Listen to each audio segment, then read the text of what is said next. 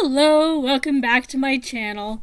If you haven't been here before, I'm Jamie B. I read a ton of books, and this is my weekly update video of what I've been reading. So in my last update, I had a TBR I was trying to stick to, and I kind of stuck to it a little bit. And yeah, I added a few more books and tried to stick to a TBR again. Hi, Quincy. Yeah. So yeah, we have the giant cat again, still, as always. Hi, dude. Are you helping? Yeah. Hi. Hi. So he's gonna help. He heard me talking, so yeah, now he has to be over here. Alright, so, I had a TBR. Did I stick to my TBR? I kinda did. So, here are the books that I finished that I have in print. And then I also finished my audiobooks that I wanted to get to. So I checked out 4 Freida McFadden audiobooks, and of those I finished all 4. I finished The Crash, The Boyfriend, The Wife Upstairs, and The Teacher, which was the one I just finished today. The Teacher was very much a Freida McFadden version of The Fox book that I read by Joyce Carol Oates. So that was interesting. So lots of themes of grown men preying on young girls. Anyway, we have other books besides Freida McFadden that we finished. The royal we, that I finished since the last update. I had several Barbara Kingsolver books that I wanted to get to. I did pick up a copy of Flight Behavior as one of the books I got while I was working at the bookstore. So I found the audiobook for that. I have not finished that one, but I added it later. I finished The Lacuna, which is a bit of a rambling story. It starts out very differently from how it finishes up. It ends up in the McCarthy era and dealing with the nastiness, the witch hunt sort of atmosphere of that time period.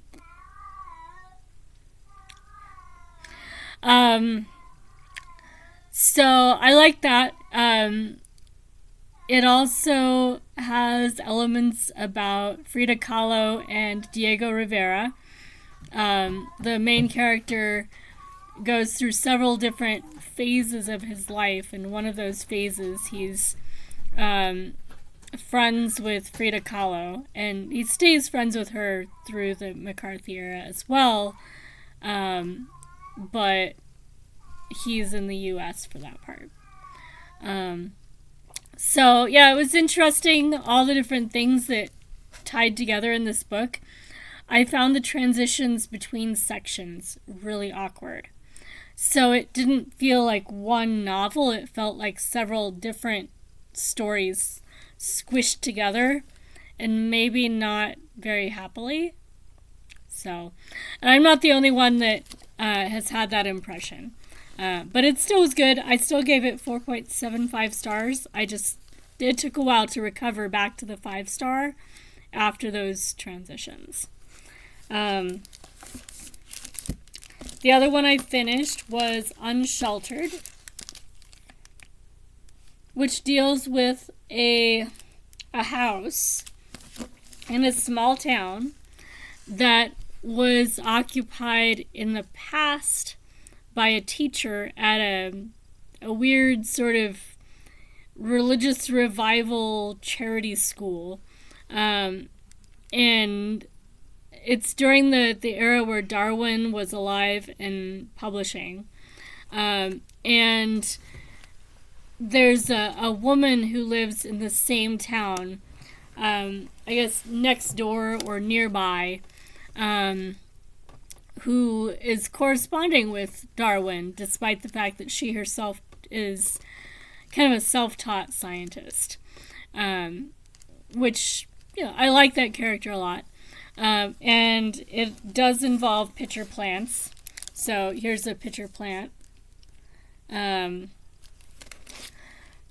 I remember from when I worked in a teaching greenhouse that the shape of pitcher plant we have here is not typically what you expect from the Pine Barrens area of New Jersey. This one would be on a vine. And the ones usually that come out of North America come up out of the ground like a leaf, but hollow and with digestive fluid down in the middle.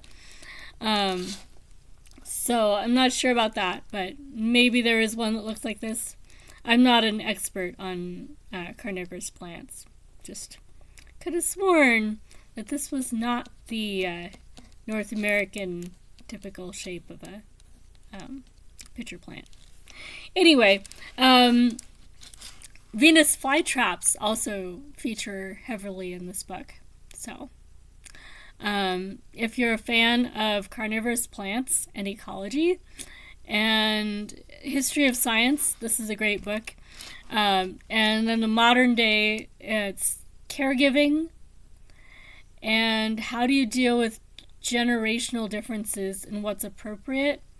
And those crusty old relatives that just will not stop being outrageously racist in public.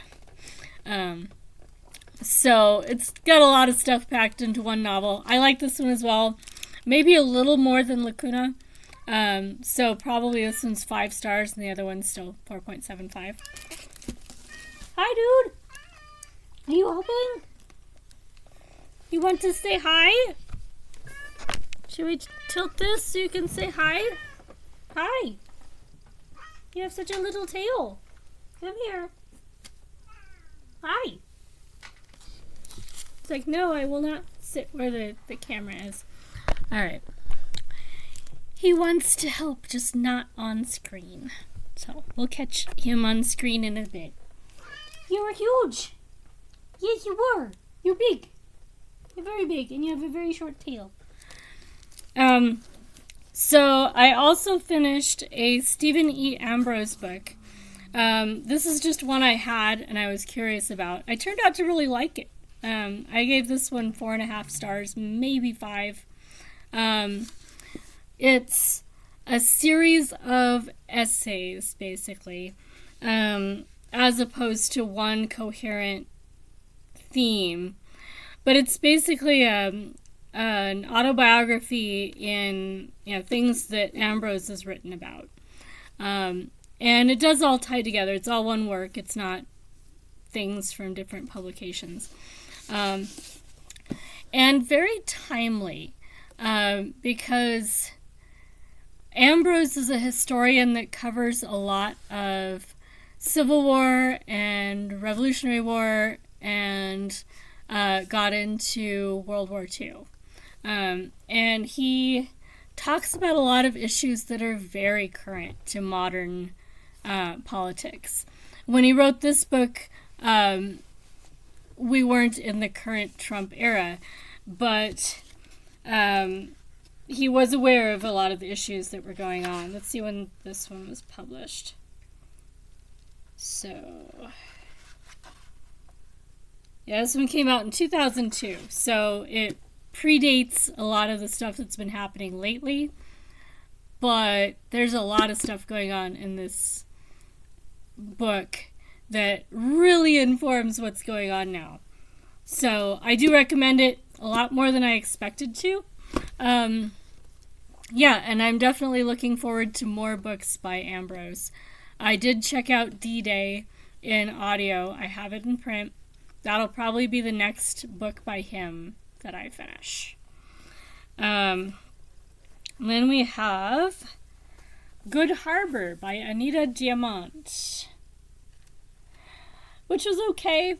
Probably 4 stars. It's not memorable, but I enjoyed it while I was reading it. It's very much a family sort of, dealing with family issues story. Mom and daughter, they're becoming distant. Daughter is developing more of a friendship and relationship with her father, but now the one odd person out in that trio is the mom, and she's trying to deal with that. And at the same time, she's dealing with a medical diagnosis that she's having issues with telling people about. So it's that kind of story. Not really my thing, but it's prize season. I'll be reading books like this anyway, probably for a bit, because they show up on things like the Women's Prize. Although this one's quite a bit older. This one is just backlist. I finished this one, Adaku and Other Stories by Ken Saro-Wiwa. This one is a bunch of short stories about life in Africa, particularly in Nigeria. So, some of them are more rough than others. There is a bit of a different storytelling tradition that I've noticed with how you tell short stories if you're coming out of an African literature tradition. I've been reading African literature and translation since high school, maybe middle school.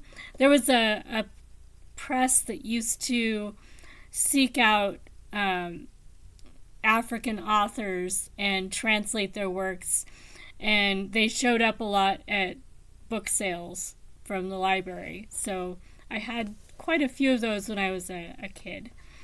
And I've gotten used to that storytelling aesthetic, but it still takes a little bit of getting used to if I've been reading a lot of other stuff. So I think it was, 4 stars. Probably if I was reading a lot more African literature back to back, I'd be more used to it again. But 4 stars is pretty good. I do have his A Month and a Day, which I think is a memoir, a prison memoir maybe.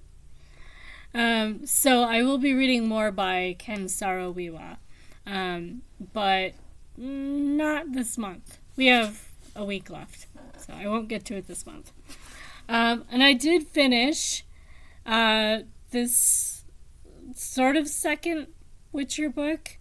The numbering of the series depends on who you talk to, but this is the one that we did second for the big group read-along. This is the Sword of Destiny. It's another set of short stories. And then we start the novel that would be book 1 this week, which is Blood of Elves, and I do have it right here, and I will be starting it in 2 days, I think. Yeah, because it is Monday night, and we're starting it on, I'm starting it on Thursday. So this coming week is going to be Blood of Elves. I have a few other books from the TBR that I already showed everybody. I have 1 week left, so it's not like I have a lot planned for the next less than a week, because we have 28 days and we're on the 24th now, just barely. So I did check out some more audiobooks off of our library systems. So I might finish some of those, but at this point it's kind of extra. And I have a lot of ARCs to read. I've been watching everybody's prediction videos, and noting which books I still have to read that I have as arcs. So I may focus on those for the next week and then just whatever audiobooks I'm in the mood for. I do have that Flight Behavior by Barbara Kingsolver, which I could have sworn I have sitting around here somewhere. Anyway, I do have it in print. And I have a bunch of library books. That was the other thing I was going to show off in this video. So let me grab those. Okay, so I've got my library books. I ended up getting a couple more than I usually do. I usually get one for each week that I go to the library to do a stitching group thing. But there were so many good ones. So I let myself get a stack just this once. I found 2 books by Abdulrazak Gurnah, because I really did like Theft, that I read earlier this month. So I picked up Gravel Heart and Paradise.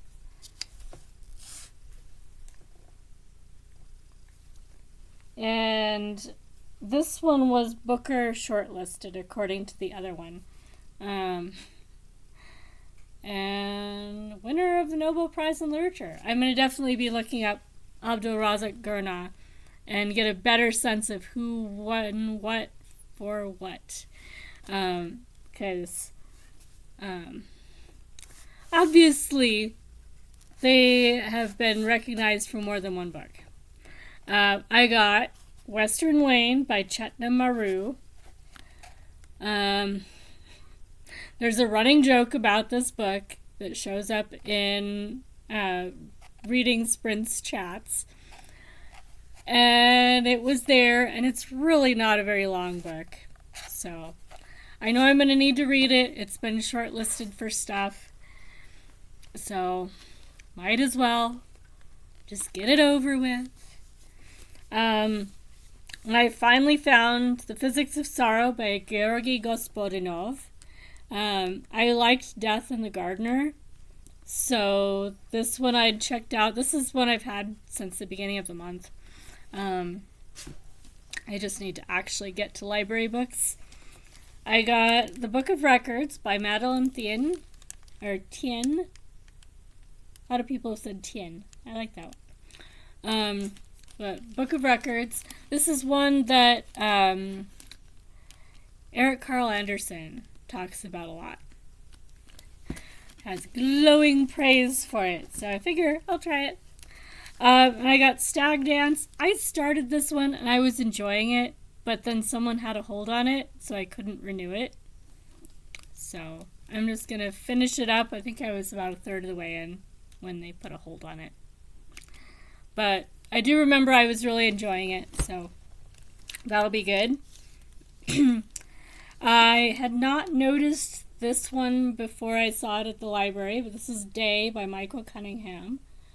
I've read 2 or 3 of his novels, and I do remember liking them.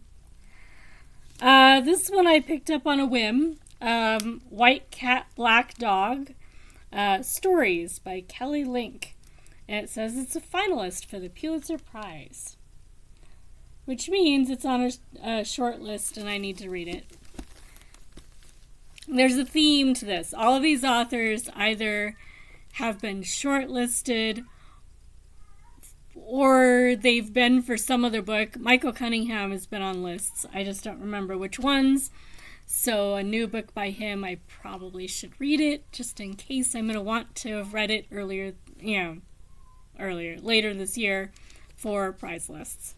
And I got Tom's Crossing by Mark Z. Danielewski, which is very hefty. It's heavy, too. It's a fat book, and it weighs more than a lot of the other fat books that are that size. So I don't know what they did to it, but I'll find out. And it is actually on the Goodreads BookTube Prize checklist for this year. So I know if it makes it through the first cut, I will probably want to have started it. So I have that. I think I talked a bit about that last time too, in my last video. And then I have The Sisters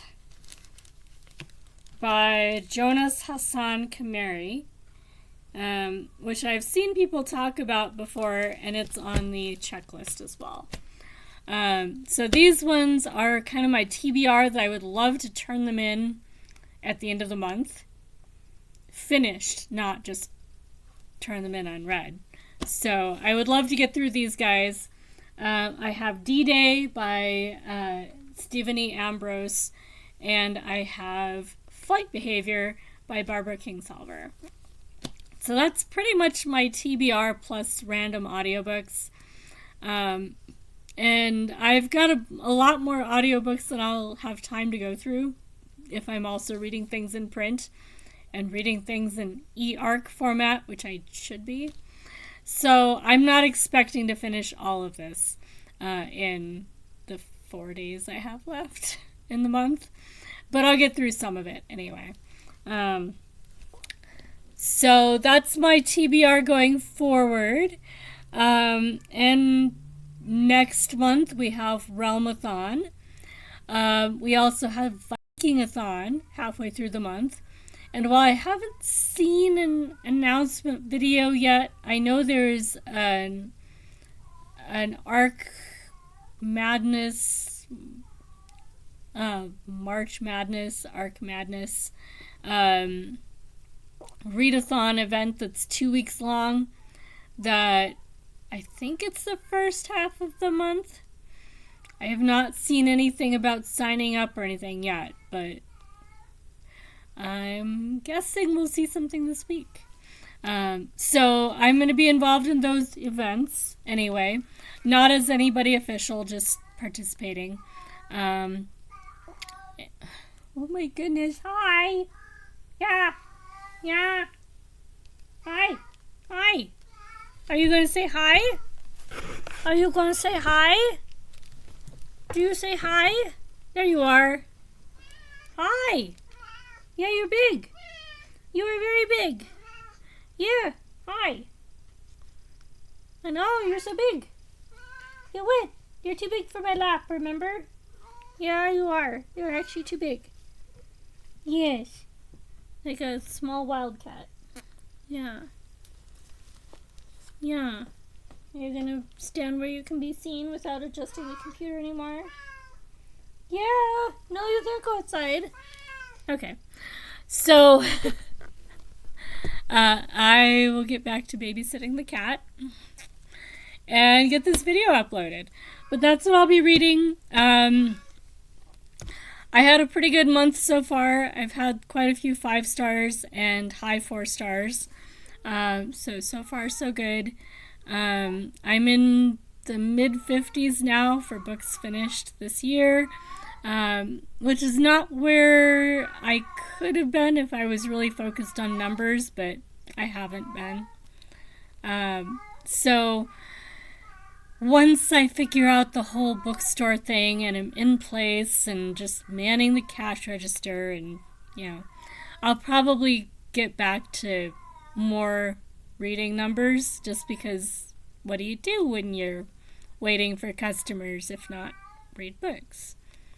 And I'm sure there'll be other things to do. Realistically, my numbers might not be as high this year as last year.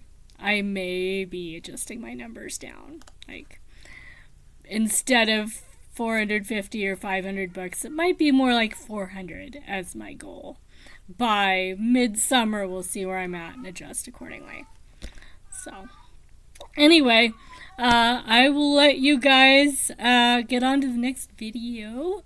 And let me know if you have read any of the books that I have showed off in this video, or that I've talked about. If you're reading Freida McFadden, or if you've read Freida McFadden, which was your favorite? Because I still have quite a few that I haven't read yet.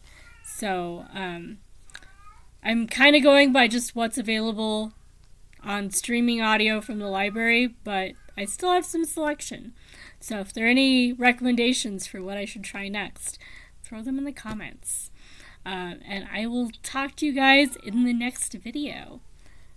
Bye, guys!